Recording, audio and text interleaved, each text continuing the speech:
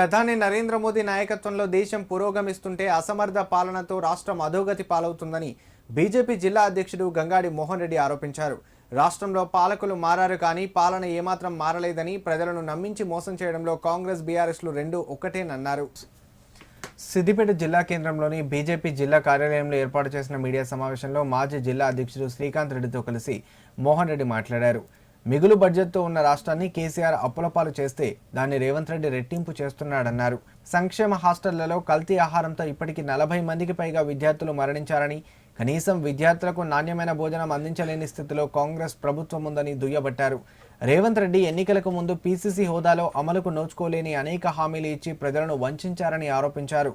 Congress party అవలంబిస్తున్న ప్రజా వ్యతిరేక విధానాలను నేటి నుండి వారం రోజుల పాటు నిరసన కార్యక్రమాల ద్వారా ప్రజల్లోకి తీసుకెళ్లి కాంగ్రెస్ మోసాలను ఎండగడతామన్నారు. ఈ మీడియా సమావేశంలో బీజేపీ నాయకులు విద్యాసాగర్, వెంకట్, విభీషణ్ రెడ్డి, రామచంద్రం, ఉమారాణి, నరేష్, పద్మాగౌడ్, వెంకటేశం, మార్కండేయులు పాల్గొన్నారు.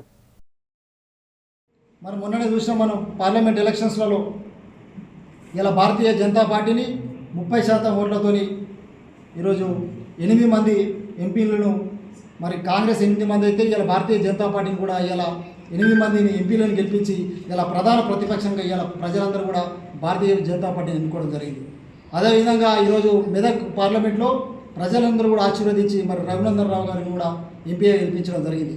కాబట్టి ఇలా ప్రధాన ప్రతిపక్షంగా ఖచ్చితంగా ఈ యొక్క కాంగ్రెస్ ప్రభుత్వం పైన భారతీయ జనతా పార్టీ పోరాడుతూ ఉంటుంది.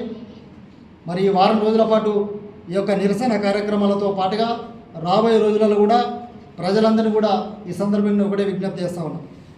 ఇలా టీఆర్ఎస్ పార్టీ, కాంగ్రెస్ పార్టీ రెండు వేరు కాదు. టీఆర్ఎస్ పార్టీ, కాంగ్రెస్ పార్టీ రెండు డిఎన్ఏలు కూడా ఒకటే. ఆయన కొట్టినట్టు చేస్తున్నాడు, ఈయన తిట్టినట్టు చేస్తూ ఉన్నాడు. వీళ్ళిద్దరికి భయం కూడా ఇలా భారతీయ జనతా పార్టీ వస్తే మా అక్రమాలు, మా ఆటలు సాగాయని చెప్పేసి ఇలా వీళ్ళిద్దరు కూడా ఒక కుట్ర చేస్తూ ఇలా భారతీయ జనతా పార్టీని మళ్ళీ బదనాం చేసే కార్యక్రమాన్ని పెట్టుకున్నారు. కానీ ప్రజలందరూ కూడా ఇలా విఘ్నులు. ఇలా ప్రజలకు అర్థమైపోయింది. 10 ఏళ్ళ బీఆర్ఎస్ పాలన చూసిన తర్వాత, సంవత్సరం కాంగ్రెస్ పాలన చూసిన తర్వాత ఇలా ప్రజలకు ఒకటి అర్థమైపోయింది. ఈరోజు ఈ తెలంగాణకు శ్రీరామ రక్ష కేవలం నరేంద్ర మోడీ గారి పాలన వస్తేనే తప్పితే మన యొక్క బతుకులు మారాయని చెప్పేసి ఇలా తెలంగాణ ప్రజలందరూ కూడా ఇలా నరేంద్ర మోడీ గారి నాయకత్వాన్ని ఇలా విశ్వసిస్తున్నారు. కాబట్టి